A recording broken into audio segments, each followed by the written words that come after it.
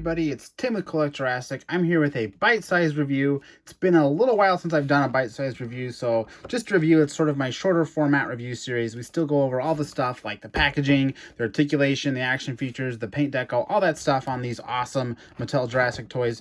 We just do it a little more quickly, just because there's so many Mattel Jurassic toys that are hitting right now. I just simply don't have time to do them all justice with those proper long form reviews. So I hope you enjoyed this short form. I'm still going to get into it for sure. Can't wait to talk about this one. This is the Sarcosuchus Massive Biter. It is a redeco of a Sarcosuchus we already got this year, but it's so cool looking and I can't wait to get it out of the box. Speaking of the box, here it is in that Primal Attack packaging. One thing that's funny about Sarcosuchus is it's so big, they kind of have to package it on its side.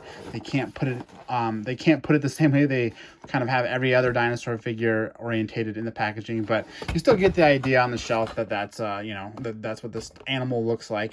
On the back, you also have the illustration of how the figure works. We have an inset of the other figure in this wave, which is Albertosaurus, which I'm totally doing a review for, so check it out. But that's the Sarcosuchus in the box. Enough about that. Let's get it out and play with it. I'm just going to do a couple quick snips, hopefully, and get it out real quickly here on camera. There it is. That was all it took. We'll go ahead and set the packaging aside. And there is the new Sarcosuchus repaint. Big old mouth. Try to fit it here in the frame. I love the paint coloration on this figure. We already got another Sarcosuchus earlier this year, and they're already re-releasing it, which is fine with me because this new paint deco is totally cool. But this is the Sarcosuchus we got for Primal Attack earlier this year. As you can see, very kind of understated, muted colors. But this figure is an awesome toy, so no surprise to me that they wanted to release another version of it. I mean, look at the paint application on this sort of grayish blue, light and dark tone. I love how the top ridge sort of is totally colored differently than the rest of the body. You also have these splashes of color on here on both sides. It's just a very interesting pattern. The Jurassic nerd in me, the headcanon, I'm trying to figure out why, a Sarcosuchus would have such strange paint coloration, or maybe it was for when it was in, like, I don't know, swamps with lots of, like, colorful plants or something, and it wanted to blend in. I don't know, just making stuff up for fun, but I just really like that splash of color. It makes this figure really stand out from the other version, clearly. But the figure itself, again, I said how much this toy is great because I love the articulation. You obviously have the legs that, rotate. They're all on a ball joint. The back legs are on a ball joint.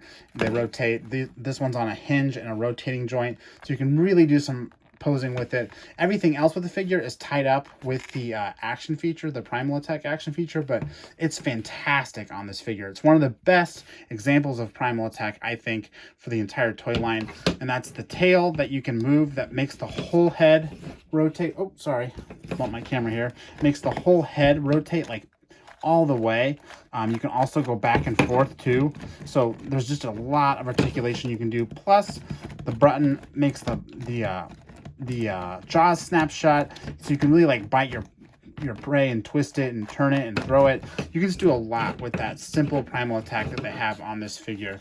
It's very responsive, it's very fluid, and I just think I think it's one of the best cases they have for Primal Attack is this figure. So Sarcosuchus, again, we already got a version of this, but I think it's just such a popular, it's proven to be such a popular figure that I'm sure Mattel thought there was no harm in releasing another one. It's just so cool. I mean, look at that mouth, all those teeth in there, all individually painted.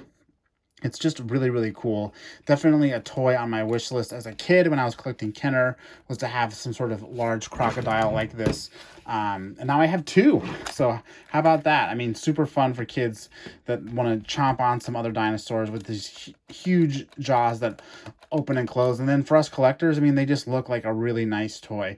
One thing I wish they would do on future releases, though, is revisit the eye. I mean, it's very cartoony feeling, very illustrated feeling, and I forgave it on the first release because I figured it was a new figure and they were trying something new with it, but to kind of see it come back on this one, I would love to have this figure get a little bit more of like a reptilian eye, maybe with like a, you know, more of like a circular iris or something, or maybe even just like the black eyes like, you know, Ceratops has. I think would be really cool to see on Sarcosuchus, but that's pretty nitpicky. I mean, it really does help the eye pop off the head, so no complaints there.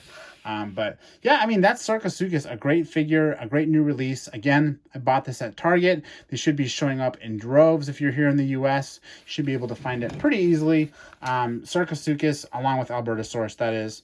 But I think that's all I got for today. I hope you enjoyed this bite-sized review. Again, I'll be reviewing other figures in this review format, so definitely check out my channel for more Jurassic toy review content. But that's all I got.